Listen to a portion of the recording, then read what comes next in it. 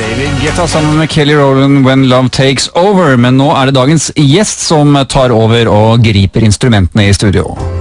Frokostgjesten serveres av bakevareleverandøren Hatting.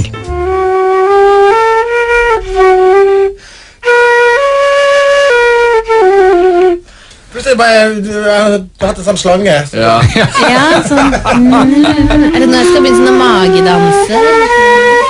Vegard, du må bare komme nærmere mikrofonen. Altså, dette jo også så fantastisk imponerende. Du har jo så aldri spilt dette. Hva det der for noe, forresten? det en tverrfløyte.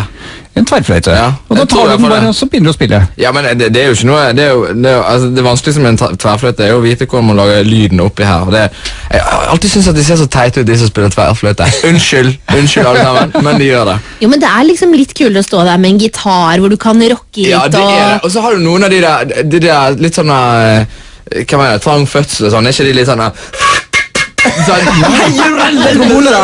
har jeg aldri spilt. Ja, så bra. Det har ikke dette for noe.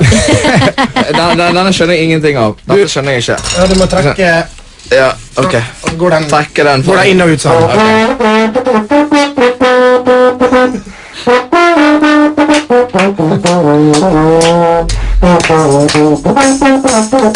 Det fantastisk. Ja, det fantastisk. Ja.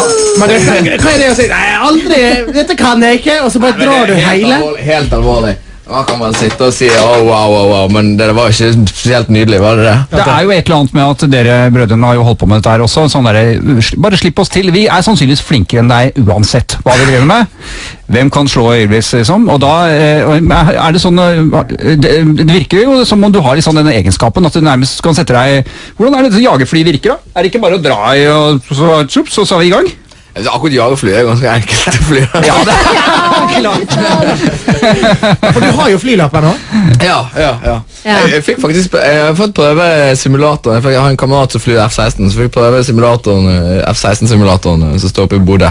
Men det ikke kødd, det enkelt. Da hadde vi med men hør da, dette har ikke med meg å gjøre. Da hadde vi med liksom, til og med gitarister, og de ikke mye å skryte av. Sånn. Gitarister, ja. Vi hadde med en gitarist og en trommis, så alle sammen fløy F-16 som om det var liksom piece of cake. Så akkurat det var et dårlig eksempel. Men det noe du dårlig på? Ja. Hva da? Jeg dårlig å snakke om følelser. Vil du snakke om det? følelser? Yes! Hvordan har du det egentlig, Vegard? Nei, jeg vet ikke. Hvordan går det egentlig hjemme, Vegard? Nei, jeg vet ikke. Nei. Du kjenner det? Dette du slipper liksom ikke inn. Gå i stampe. Fordi dette jo et typisk problem da hjemme, at mannen ikke klarer å sette ord på følelsene sine. Ja, det jo sånn klassisk. Det det klassiske. Jeg tror vi må snakke mer om følelsene til Vegard Ylvisåker straks. Elton John har jo hatt sine hemmeligheter. Nå kjenner vi kanskje til de fleste av dem. Og vi hadde jo tidligere i dag en liten runde hvor vi begynte med å be om å få folk til å fortelle sine hemmeligheter. Din hemmelighet. Og du da, Vegard Ylvisåker, har du en hemmelighet? Skal jeg fortelle en hemmelighet? Ja. At en dag så gikk jeg rett og slett, for jeg har lovet min kone at jeg skulle en gang vokse ryggen min. Og jeg har jo ikke gledet meg til det, noe særlig. Men så en dag for å gjøre hun glad. Ja, det var rett og slett en act of love. Så sa hun, skal ikke vi ta og vokse ryggen i dag? Og jeg bare, ok, fuck it, det vi får bare kjøpe. Og det var for så vidt greit, det å vokse ryggen. Men så sier hun liksom, så hun ble så glad. Og du vet jeg jo et følelsesmenneske, så jeg ble jo glad at hun ble glad. Så sa hun, kan ikke du ta brystkassen også? Og jeg bare, nei. Men så klarte jeg ikke det være. Så jeg har altså vokset brystkassen, og det var noe av det jævligste jeg noen gang har gjort i hele mitt liv. For vi har noe sånn gaffateip her, som ganske sterk teip. Ja. Kan det sammenlignes, tror du? Ja, hvis du tar det på hodet og drar av alle hårene. Nei, sorry. Du kan jo prøve litt på armen, Terje. Jeg har mye hår på armen. Jeg kan gjøre det. Ja, gjør det. Jeg tror ikke denne teipen her kan måle seg på noen selvs måte. Ja, ok, er du klar? Ja. Ok. 1, 2. Dette jo ikke, nå jo dette radio, så nå skal jeg skape bilder. Jeg sitter her med en gaffateip. Den ser ut som, jeg vet ikke, ser ut som en eller annen som en kamerat til Arden har malt.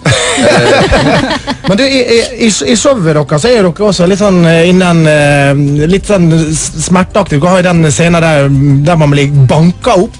Ja. Men har dere blitt litt mer skal du si, mørkere enn dere har vært før? Det er vel mer at man stoler på seg selv og tar det ut, liksom. For vi har alltid vært sånn. Men så har man alltid hatt litt sånn ærefrykt og tenkt at nei, vi kan ikke gjøre det på scenen. Og sånn, så. Men Vegard, TV-programmet deres er jo dessverre slutt, men dere har jo på en måte skrevet historien deres inn i evigheten med dette flotte skiltet. Men hvordan har det gått med det egentlig? Nei, det gikk ikke så veldig bra. Jeg var så heldig nå at jeg tok meg en god og lang ferie nede i Syden, som vi kaller det, med hele familien min. Og det var veldig deilig å være der, fordi at det var ingen som ringte, ingen sendte melding, alle visste vi var på ferie. Men det var én ting som kom igjennom, og det var liksom nå er det noen journalister som vil ha en kommentar, fordi at Så folk fant ikke frem på Averøya?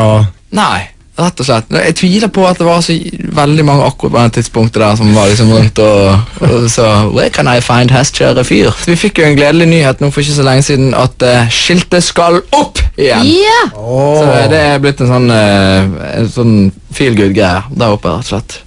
De ordner opp der oppe. Ja, men vi har ikke så veldig mye annet å gjøre, vi som er fra Nordvestlandet. Nei? Så dette er skilt ned, så da fikser vi det med en gang. Vegard Ylvisåker, lykke til med både instrumenter, kroppsbehåring og nye veiskilt. Tusen hjertelig takk.